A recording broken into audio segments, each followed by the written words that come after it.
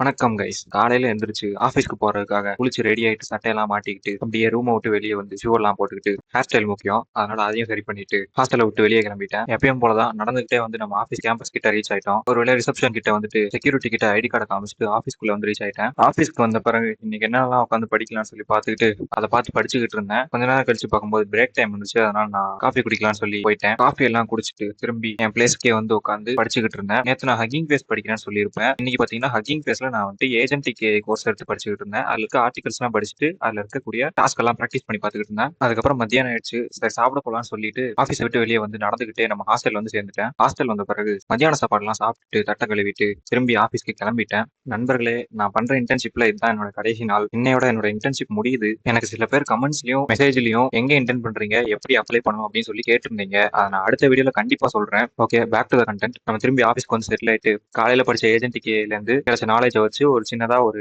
AI agent create பண்ணி பார்த்துக்கிட்டு இருந்தேன். அதுல ஒரு சில பக்ஸ் எல்லாம் வந்துச்சு, அதை கிளியர் பண்ணிக்கிட்டு இருக்கும்போது பிரேக் டைம் வந்துச்சு. சரி, நீ ஏஞ்சி கிளம்பிட்டேன். போய் காஃபி எல்லாம் குடிச்சிட்டு கொஞ்ச நேரம் பிரேக் எடுத்துக்கலாமே ஃப்ரீயா இருந்தேன். அதுக்கப்புறம் ரெடி பண்ணி வச்சிருந்த ஏஜென்ட் எப்படி ஒர்க் ஆகுதுன்னு சொல்லி டெஸ்ட் பண்ணி பார்க்கலாம்னு கொஞ்ச நேரம் டெஸ்ட் பண்ணி பார்த்துட்டு இருந்தேன். அது டெஸ்ட் ஆகி முடிஞ்ச உடனே ஈவினிங் ஆயிடுச்சு. நானும் பேக் எல்லாம் பேக் பண்ணி வச்சுட்டு ஆஃபீஸை விட்டு வெளியே வந்துட்டேன். ஹாஸ்டல் வந்த பிறகு துவைக்கிறதுக்கு நிறைய துணி இருக்கேன்னு சொல்லி அதை துவைக்க போட்டுட்டு இருந்தேன். அதெல்லாம் முடிச்சுட்டு நைட் ஆன பிறகு சாப்பிட்டுட்டு இன்னைக்கு நாளை முடிச்சுக்கிட்டேன்.